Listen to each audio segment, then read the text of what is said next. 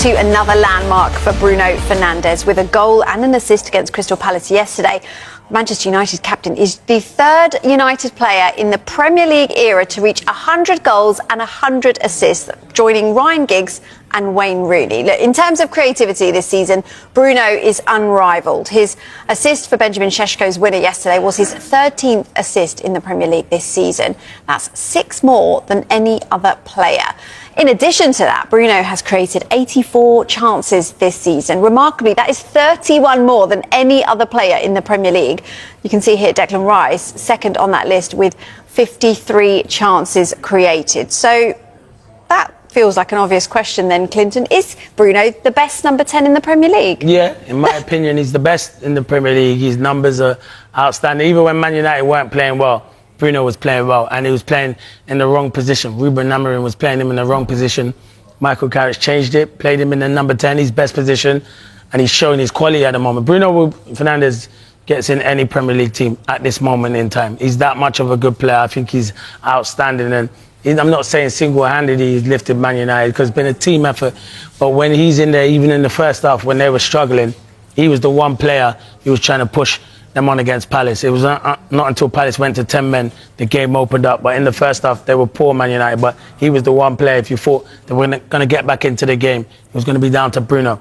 Yeah, Bruno is a top player. Best number 10 for you? Yeah, I mean, that's what makes those numbers that you just said there all the more remarkable, is that he started the season playing as a deeper player, one of 2 central midfielders. You could almost call him a number 6, and he's still creating chances off the charts, and season on season his numbers are incredible as well. He was almost at a Mo Salah level last year when Mo Salah had that remarkable year, and he should be in the conversation to be the Premier League's best number 10, probably of all time in the Premier League, not just the current one. Maybe you have him in the conversation with Mesut Ozil or Eden Hazard, but I think those numbers speak for themselves. He's been so good, but the longevity over such a long period of time as well. Are we talking Player of the Year here? Well, there's a long way to go, and usually a Player of the Year goes to the top one of the who's won the Premier League, so it's going to be hard for him. But he's definitely in the conversation, and I just think the transformation of the football club. Bruno Fernandes is the captain. And you know what I like? A lot of people say, oh, he gets frustrated and he throws his hands in the air. That is his frustration in himself sometimes, and in his teammates, and his will to win. It's not because he thinks he's above everyone. I think it's his will to win, and the way he shows his frustration. Other players do it in a different way. He does it like that, but he delivers. So he can keep doing that as much as he wants, because in big games and big performances, he'll always deliver, Bruno Fernandes. I think he's outstanding. He's the best number 10 for me in the Premier League at the moment. Maybe if Kevin De Bruyne was still here, it's probably a different conversation, because Kevin De Bruyne for me was fantastic. But at this moment in time, Bruno is the best. You said he would get into any team in the world. Do you agree with that, Dave? Yeah. You sure? You can disagree with Clinton. It's totally fine. What team would he not get in? Maybe Bayern Munich's team right now. Maybe with Harry Kane in there, Elise. Kane likes to drop deep. Maybe they'd take up space for each other. Maybe not Bayern Munich. But I mean, you're clutching at straws really, because he would probably get in every other Premier League side. You would think. Manchester City side he'd get in, maybe. Arsenal. Yep.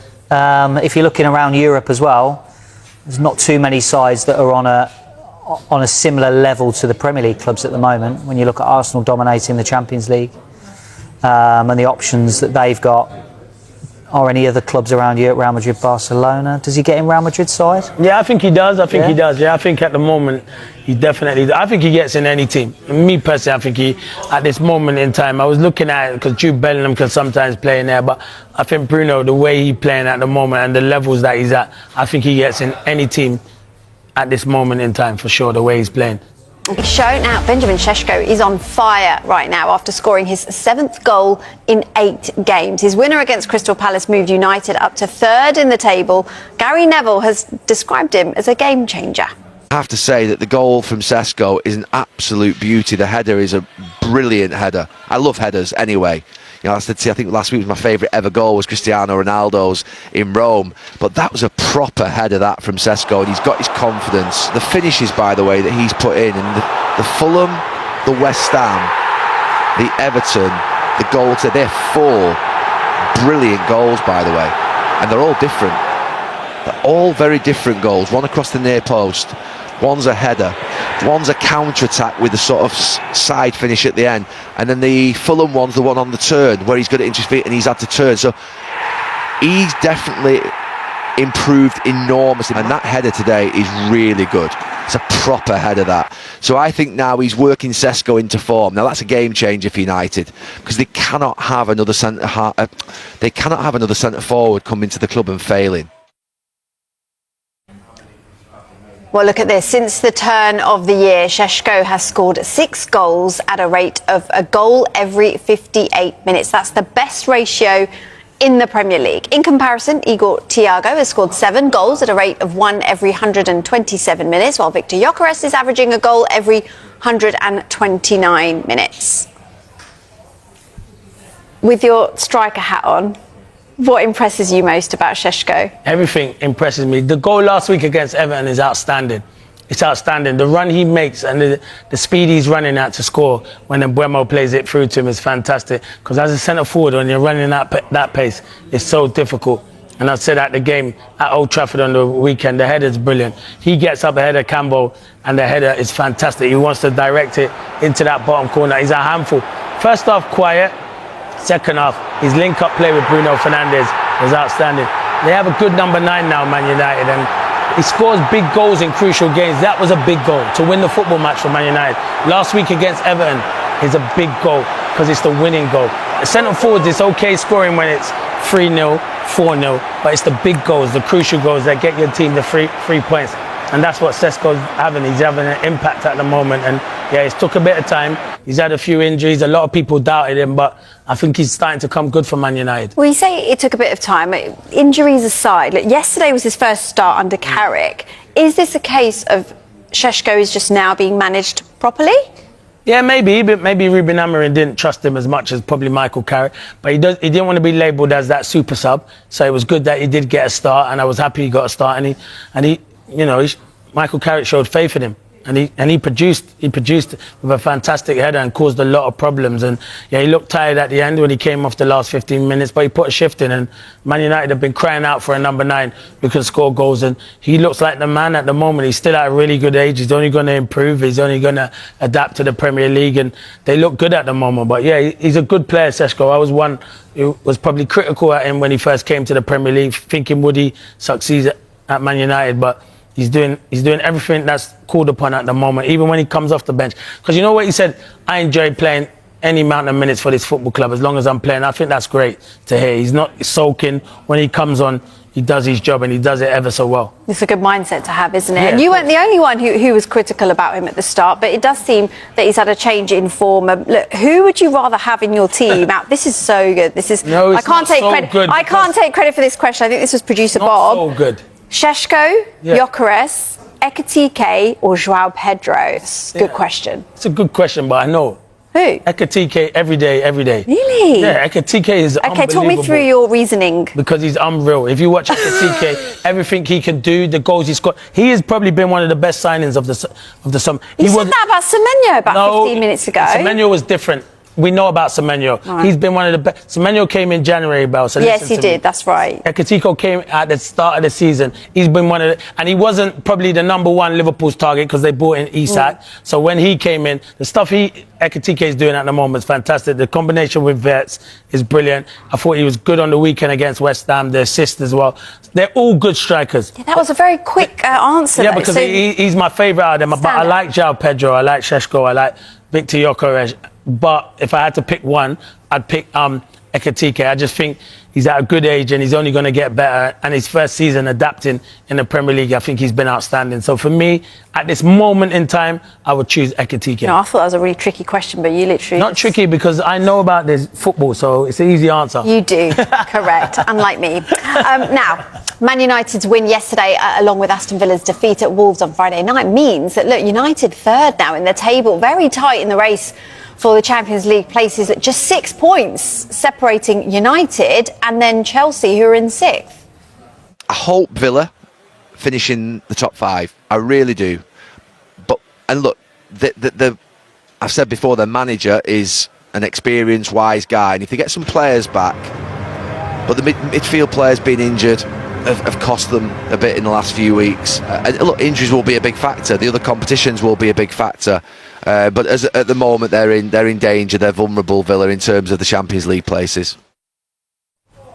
Must be listening to me. I was going to say, do you agree with Neville that Villa miss out? But he agrees with you. Because I already just said that. You did, yeah. So we think that then for sure? Yeah, I do worry for Aston Villa at the moment. As I said, I think the crucial players like Tielemans and McGinn have to come back.